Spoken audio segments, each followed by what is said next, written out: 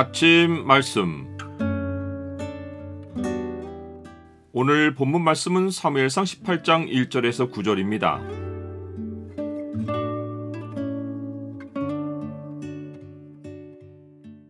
주의 마음을 품고 성도들과 한 마음이 되라.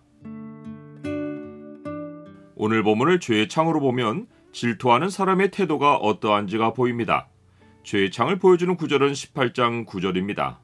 그날 후로 사울이 다윗을 주목하였더라. 다윗이 사울에게 말하기를 마치자 곁에 있던 요나단의 마음이 다윗의 마음과 하나가 되어 요나단이 그를 자기 생명같이 사랑합니다. 요나단은 전에 블레셋과 싸움에서 자기가 용사인 것을 입증해 보였습니다. 그때 아버지 사울은 자기의 왕위를 지키려고 후퇴하여 전세만 살폈는데 요나단은 여호와의 언약을 의지하고 믿음으로 나가서 블레셋 진영을 혼란에 빠뜨리고 이스라엘을 승리로 이끌었습니다. 요나단의 마음이 다윗의 마음과 하나가 된 것은 다윗이 골리앗과 싸우러 나가는 모습에서 자기 안에 있는 여호와 하나님에 대한 언약 신앙을 다윗 안에서도 볼 수 있었기 때문입니다. 사람은 하나님 밖에서는 절대로 한 마음이 될 수 없습니다. 죄는 하나님과 사람을 분리하고 사람과 사람의 관계도 분리합니다.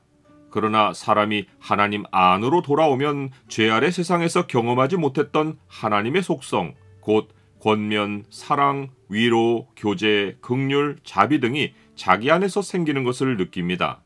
이로써 사람은 하나님 안에서 서로 마음을 같이 할 수 있고 겸손한 마음을 가질 수 있습니다. 하나님 안에서는 아담의 마음을 벗고 서로에게 그리스도의 마음을 실천할 수 있는 것입니다.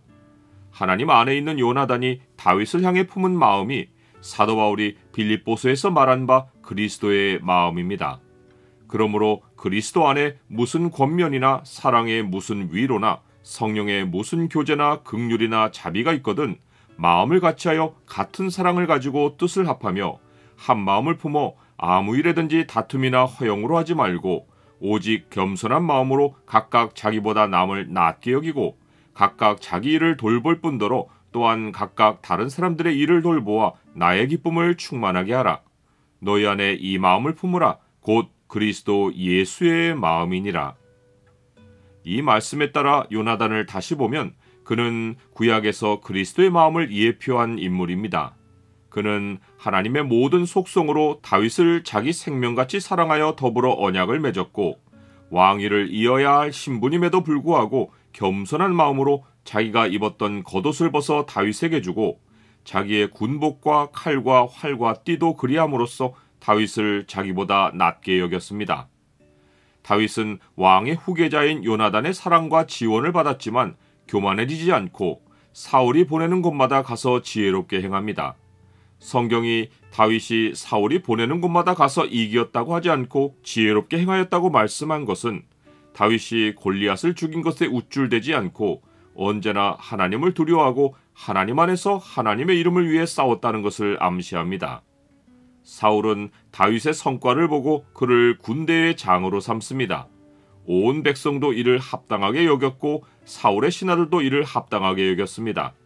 지혜를 따라 행하는 보상이 하나님과 사람 앞에서 은총과 귀중히 여김을 받는 것인데 다윗이 요나단의 사랑을 얻은 것은 하나님의 은총과 귀중히 여김을 얻은 것과 같고 사울과 백성으로부터 얻은 것은 사람 앞에서 은총과 귀중히 여김을 받은 것입니다.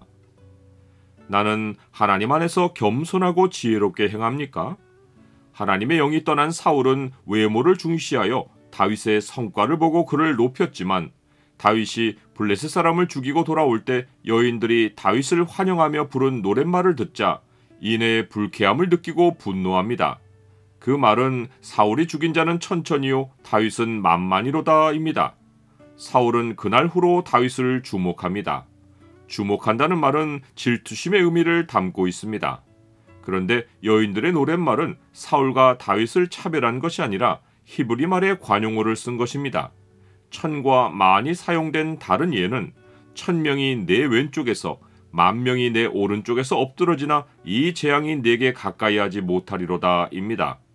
여기서 천과 만은 관용어이지 문자적으로 왼쪽에 1000명이 있고 오른쪽에 10,000명이 있다는 의미가 아닙니다. 하지만 사울은 일상의 표현조차 왜곡하여 해석할 정도로 왕위에 대한 경계심이 극에 달해 있습니다. 이는 하나님이 자기를 버리고 다른 지도자를 이미 세우셨다는 사무엘의 말을 기억하고 있기 때문입니다. 그러하기에 사울이 질투의 눈빛으로 다윗을 주목한 것은 자기 왕위의 도전이 될 그를 제거할 마음을 품었다는 암시입니다. 하나님의 영이 떠난 인간의 마음에는 시기와 살인이 기본으로 역사합니다.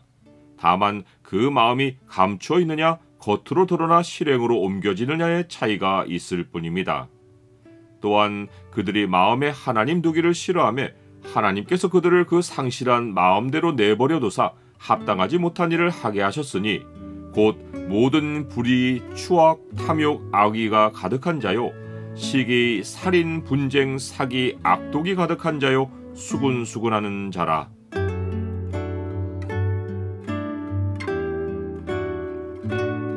주님, 제 안에 주의 마음을 품고 성도들을 대하게 하옵소서. 주를 모신 성도들과 마음을 같이하여 같은 사랑을 가지고 뜻을 합하여 한 마음을 품게 하옵소서. 저의 일만 아니라 성도들의 일을 돌보아서 주를 기쁘시게 하게 하옵소서.